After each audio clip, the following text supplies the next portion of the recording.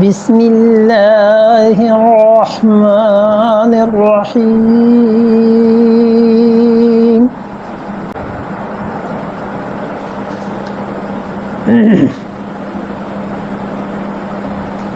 كتب عليكم القتال وهو كره لكم وعسى أن تكرهوا شيئا وهو خير لكم وعسى أن تحبوا شيئا وهو شر لكم والله يعلم وأنتم لا تعلمون.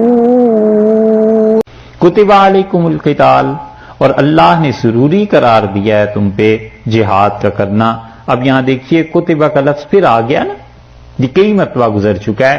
تو کتبہ کا لفظ جہاں آیا ہے اس کا مطلب ہے فرض ہے تمہارے لیے قتال کا کرنا، جہاد کا کرنا.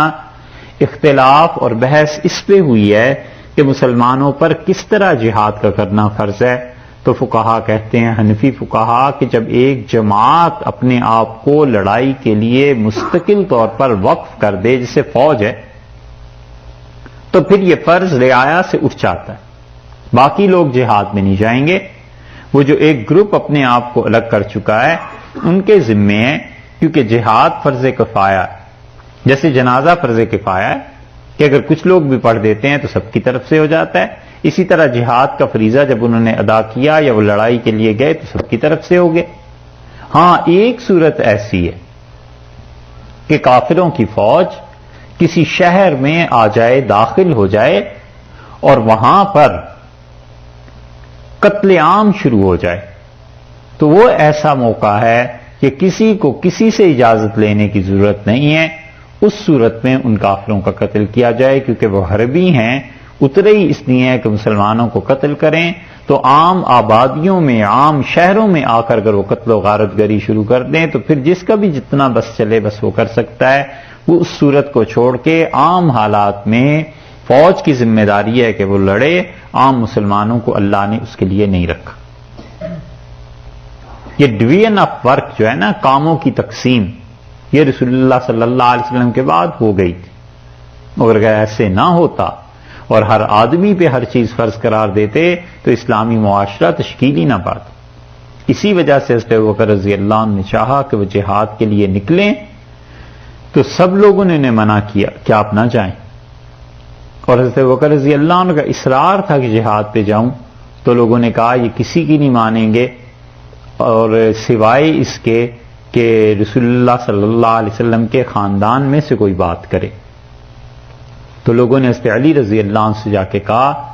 تو حضرت ابوبکر رضی اللہ عنہ کے پاس آئے وہ، تو یہ سوار ہو چکے تھے گھوڑے پہ.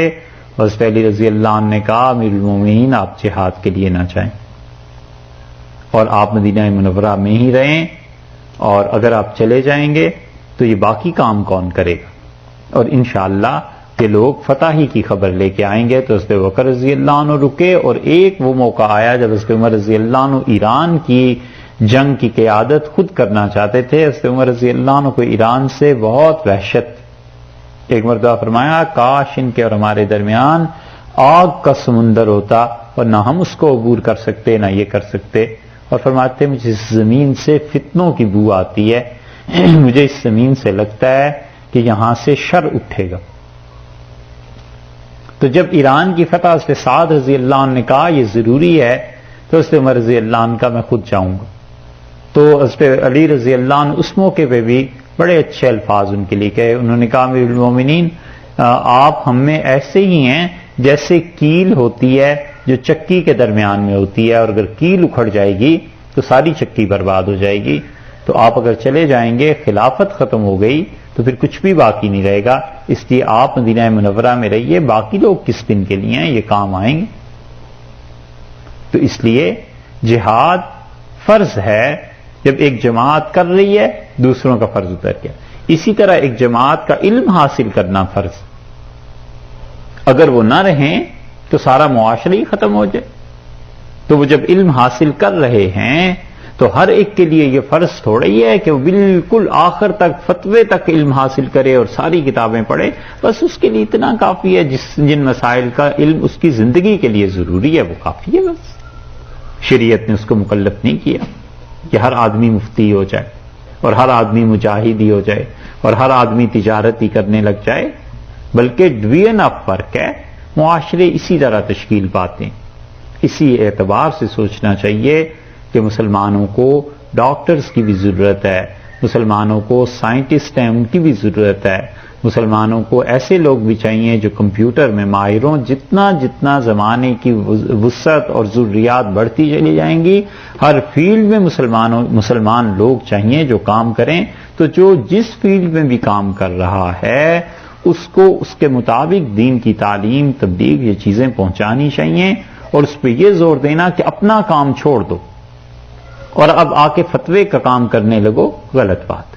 اس کو اس کا کام کرنے دیجئے. ڈاکٹر ہے، اپنی نیت اس کے درست رکھنی ہے، دوائیوں میں حلال حرام کی تمیز رکھنی ہے، مریض سے کیسے پیش آنا ہے، میڈیکل میں کیا کیا چیزیں ہیں اسلام کے مطابق. بس یہ تعلیم کافی ہے. یہ تھوڑا ہی ہے کہ اس کو کہنا ہے کہ نہیں تمہیں بس ایسا کورس کرنا چاہیے کہ تم مفتی ہو جاؤ. یہ باتیں درست نہیں ہیں. لوگوں کے فیلڈز ہیں، لوگوں کی معاش ہے جس سے وہ وابستہ ہیں، انہیں وہیں رہنے دینا چاہیے. اسی طرح ترقی ہوتی. تو یہاں پر ارشاد فرمایا کتب علیکم القتال، تمہارے ذمے ضروری قرار دیا گیا کہ تم جہاد کرو. وہو کرہ لکم، اور یہ تمہیں ناگوار گزرے گا، تم اس سے پریشان ہوگے. کرہ لکم تمہارے لیے ناپسندیدہ ہے. ظاہر ہے کہ اپنی جان خطرے میں ڈالنا اور اس کے بعد ایسی چیزیں تو انسان کو طبعاً ناگوار گزرتا ہے. وَعَسَىٰ أَن تَكْرَهُوا شَيْئًا، اور ممکن ہے کہ تم کسی چیز کو ناپسند کرتے ہو. وَهُوَ خَيْرٌ لَكُمْ، اور وہ چیز تمہارے لیے اچھی ہو.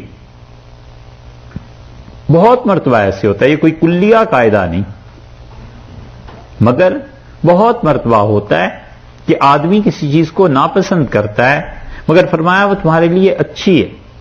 ڈاکٹر دوائی دیتا ہے تو دوا کی تلخی کی وجہ سے انسان پریشان ہوتا ہے کہ کیسے اسے پیے گا، لیکن اللہ تعالیٰ نے فرمایا ہے کہ ممکن ہے تم کسی چیز کو ناپسند کرتے ہو اور یہ چیز اچھی ہو. جتنی ناگوار چیزیں ہوتی ہیں نا اس میں اس آیت کا مراقبہ بڑا اچھا لگتا ہے. مثلا آپ میڈیسن نہیں کھاتے اور کسی نے کہا کہ یہ 5 گولیاں کھانی ہے ضروری، تو آدمی سوچ لیتا ہے کہ ممکن ہے تم کسی چیز کو برا سمجھتے ہو، ناگوار گزرتا ہو، مگر یہ کہ اللہ نے اسی میں خیر رکھی ہو، چلو کھا لیتے ہیں. اسی طرح اور حالات آتے ہیں کہ انسان ناگوار چیزوں کو گوارا کرتا ہی ہے.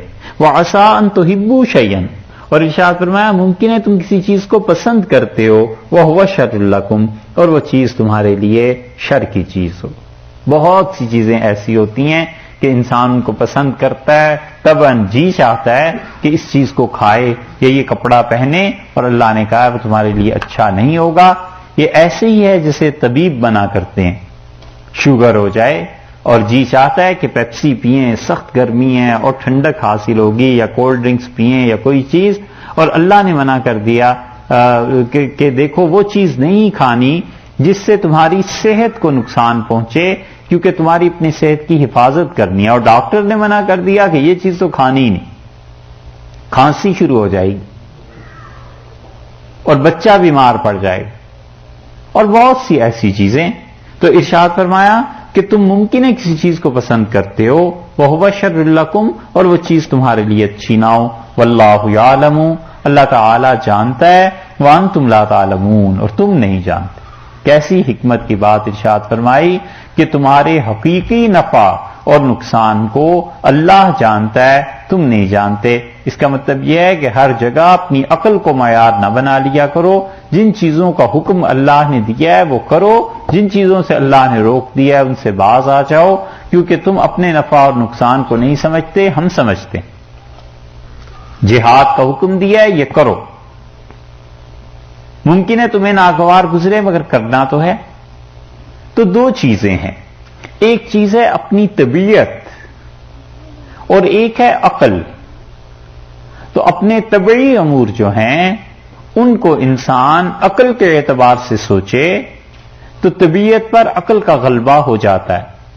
مثلا طبیعت کہاں چاہتی ہے کہ نیند چھوڑے اور صبح صبح اٹھ کے وضو کریں اور نماز پڑھیں، مگر عقل میں بات آ جاتی ہے کہ اللہ نے حکم دیا ہے یہ میرے لیے ضروری ہے، تو اپنی طبیعت کے تقاضے کو دبا دے، طبیعت کی بات کو ختم کرے اور یہی سوچے کہ اللہ نے کہا ہے ممکن ہے ایک چیز تمہیں ناگوار گزرے اور اللہ نے فرمایا اور وہ تمہارے لیے اچھی ہے۔